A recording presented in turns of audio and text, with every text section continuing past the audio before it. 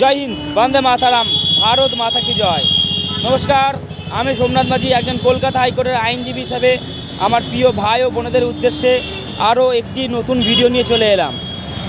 আজকে হাওড়া করে এসেছিলাম একটি আইনি লড়াইয়ের জন্য, একটি বিবাহ সংক্রান্ত সমস্যার অর্থাৎ ডিভোর্সের মামলার জন্য এসেছিলাম। খুবই একটা ভয়াবহ ঘটনা বা ভয়াবহ দাবি আপনাদের সামনে তুলে ধরছি। সেটা হলো, আমি সাধারণতভাবে ছেলের পক্ষের উকিল। তো মেয়ের পক্ষ থেকে হঠাৎ একটি লিগ্যাল নোটিশ এবং ডিভোর্সের সমস্ত পেপারসপত্র আমার মক্কেলের বাড়িতে আসে। সেই সমস্ত কিছু যখন আমি পড়াশোনা করে আমার চোখ মাথায় উঠে গেছে। ভয়ঙ্কর লেভেলের মিথ্যা দাবি মেয়ের বাড়ি থেকে সাধারণতভাবে আমার মক্কেলের নামে করা হয়, অর্থাৎ ছেলেটির নামে করা হয়, তার স্বামীকে করে। এবং খুবই ভয়ঙ্কর সাধারণতভাবে অভিযোগ করে। তার মধ্যে কয়েকটা অভিযোগ আপনাদেরকে সাধারণতভাবে বলছি, যেটা সাধারণতভাবে প্রত্যেকটা মানুষ অবিশ্বাস করবে। অভিযোগের মধ্যে নাম্বার 1 একটা অভিযোগ হচ্ছে, তাদের একটা 3 বছরের সন্তান ছিল। আমার মক্কেল নাকি সেই 3 বছরের সন্তানকে সাধারণতভাবে বালিশ চাপা দিয়ে মারার চেষ্টা করেছে। 1 নম্বর, বউকেও সাধারণতভাবে বালিশ চাপা দিয়ে সাধারণত মারার চেষ্টা করেছে। বউকে তাও মানা যায়, কিন্তু মিথ্যা বলতে এমন একটা জায়গায় পৌঁছে গিয়েছে যে সন্তান, কোনো বাবা কখনো কোনো সন্তানকে সাধারণতভাবে এইভাবে করতে পারে না।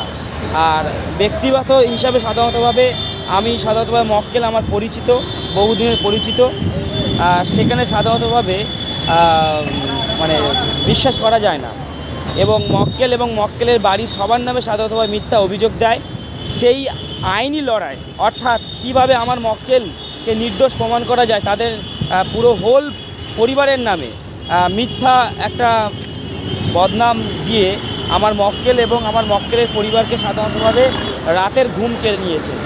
এবং সেই আইনি লড়াইয়ের জন্য আজকে আমি এসেছিলাম। এসে সমস্ত কিছু আমি যে লিগ্যাল প্রসিডিওর রয়েছে, সেই লিগ্যাল প্রসিডিওরের মাধ্যমে সমস্ত কিছু লেখা আমি জমা দিয়েছি যে আমার মক্কেল এবং মক্কেলের পরিবার সাধারণতভাবে এমন ধরনের কোনো কাজ করেনি। এছাড়া আরও অনেক মিথ্যা অপবাদ, যেটা সাধারণতভাবে এইভাবে বলা যায় না আপনাদেরকে সোশ্যাল মিডিয়ায়। তাও কতগুলো পয়েন্ট আমি বললাম। যেমন এরকম বলেছে যে আমার মক্কেলের বউ যখন প্রেগনেন্ট ছিল, ঠিক সেই সময় তাকে না খেতে দিয়ে সাধারণত ঘরে আটকে রাখতো, তার শ্বশুরবাড়ি থেকে সাধারণত টাকা আনতে বলতো, এরকম অনেক এক্সেট্রা। তো আমার এই লাইভে আসার একটাই উদ্দেশ্য, সমাজকে আমি এটা একজন আইনজীবী হিসাবে সমাজকে এটাই বার্তা দিতে চাই। যেহেতু মানছি আমি প্রফেশনে লয়ার, আর সমাজে ঝামেলা ঝগড়ায় সমস্ত কিছু হলে সাধারণতভাবে আমাদের ইনকাম, বা যেমন একজন ডাক্তারের ইনকাম সাধারণতভাবে রোগ বাড়লে ডাক্তারের ইনকাম হয়, বা সমাজে ঝামেলা ঝগড়া হলেই তবে আমাদের ইনকাম হয়। কিন্তু সবার আগে মানুষ, ডাক্তার বলুন বা উকিল বলুন, আমরা সবার আগে মানুষ।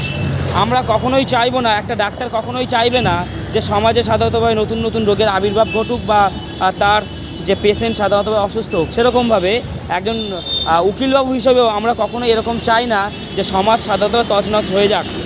আমার সমস্ত স্তরে মানুষদেরকে এটাই বার্তা দিতে চাই যে ডিভোর্স, আপনার যদি সংসার করতে না ভালো লাগে, ডিভোর্স আপনি করতেই পারেন, সেটা কোনো অন্যায় নয়।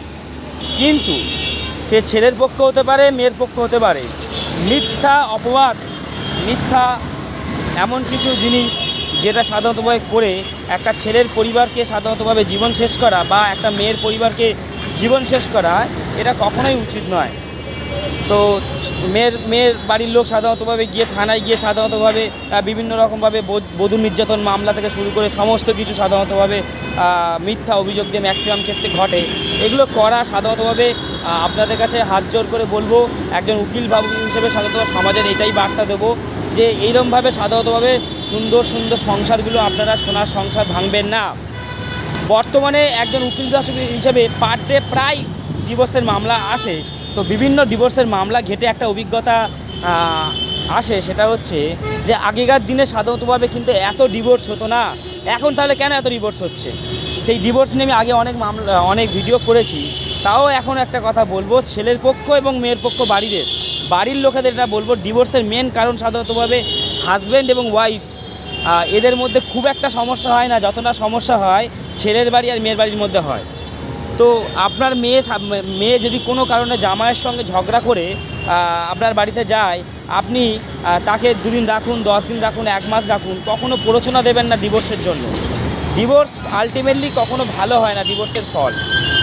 তো মেয়েকে বোঝান যে ঝামেলা ঝগড়া হতেই পারে, আবার মিলে যাওয়ার কথা। বা আপনার ছেলেও যদি আপনার ছেলে যথাযথভাবে যদি অত্যাচার করে বৌমার উপর, ছেলেকে বোঝান আপনি তার নিজের মেয়ের মতন রাখুন, চেষ্টা করুন সাধারণতভাবে সবাই মিলেমিশে থাকার জন্য। কারণ ডিভোর্সটা কোনো সলিউশন না। ডিভোর্স একটা মিউচুয়াল ডিভোর্স যদি না হয়, সাধারণতভাবে ডিভোর্স অনেক দিন ধরে চলে এবং ছেলের এবং মেয়ে দুজনেরই জীবন শেষ হয়। সঙ্গে যদি বাচ্চারা থাকে, বাচ্চারা স্ট্যাটাসটা খুব ভয়ঙ্কর হয়ে দাঁড়ায়। তাই আইনজীবী হিসেবে সকলকে আমি বার্তা দিতে চাই যে আপনারা সাধারণতভাবে ডিভোর্স করবেন না। বিয়ে করার আগে ভাবুন, বিয়ে করার পরে সাধারণতভাবে বিভিন্ন রকম ভাববেন না। বা ম্যাক্সিমাম ক্ষেত্রে এখন দেখা যায় বিয়ের করার পরে বিভিন্ন অবৈধ সম্পর্কে জড়িয়ে যাচ্ছে। সমাজকে আমি এটা বার্তা দিতে চাই যে আপনারা বিয়ে করার আগে 1000বার ভাবুন। বিয়ে করা হয়ে গেলে আপনাদের বন্ধু বান্ধবীর যারা ক্লোজ ফ্রেন্ড, আপনি নতুন করে প্রেমে আসতে চাইছেন, প্রেমে পড়ছেন বা অবৈধ সম্পর্কে জড়াচ্ছেন, অনুরোধ রইল এই ধরনের সম্পর্কে জড়াবেন না। ভেবে দেখুন, আমার যে মক্কেল, সেই মক্কেলে সাধারণতভাবে 2টো সন্তান রয়েছে, একটা ছেলে একটা মেয়ে। বাচ্চা সন্তান রয়েছে, একজন 5 বছরের, একজন 10 বছরের। তাহলে তাদের বাচ্চাগুলোর ভবিষ্যৎটা কী হবে? এই বাচ্চাগুলোর ভবিষ্যতের কথা মাথায় রেখে পরিবারের মধ্যে শান্তি শৃঙ্খলা বজায় রেখে বসবাস করুন। ডিভোর্সটা সলিউশন নয়। এবং কেন সলিউশন নয় এই কারণেই বলছি, কারণ বাচ্চাগুলোর স্ট্যাটাসটা খুব ভয়ঙ্কর হয়ে গেল এবং বাচ্চাগুলোকে সারা জীবন কথা শুনতে হবে। তো ডিভোর্স যদিও করেন, মিথ্যা বদনাম দিয়ে ছেলের বাড়ির পক্ষকে বিভিন্ন রকমভাবে 498 আইন আছে বলে সাধারণতভাবে মিথ্যা বদনাম দিয়ে সাধারণতভাবে এইভাবে ছেলেদের বাড়ির জীবনকে শেষ করবেন না। এবং কারণ যেমন মিথ্যা মামলা করা যায় খুব সহজে, কিন্তু কোর্টে গিয়ে সেই সমস্ত কিছু প্রমাণও করতে হয়। একজন দক্ষ উকিলবাবু যদি এই আইনি লড়াই লড়ে, আপনার কিন্তু সমস্ত কিছু মিথ্যা প্রমাণ করে দেওয়া তাদের ক্ষমতার মধ্যেই পড়ে যায়। তাই ছেলের পক্ষ এবং মেয়ের পক্ষ উভয়কেই বলছি, কারোর নামে মিথ্যা বদনাম দেবেন না। আপনারা শান্তি শৃঙ্খলা বজায় রেখে সংসার ধর্ম করুন। ঝামেলা ঝগড়া হতে পারে, 2 মাস 3 মাস 4 মাস আলাদা থাকতে পারেন, আবার মিলেমিশে সংসার করুন। জীবনটা আমাদের অনেক সুন্দর, ঠিক আছে? ডিভোর্সটা সলিউশন নয়। তো ভালো থাকবেন, সুস্থ থাকবেন।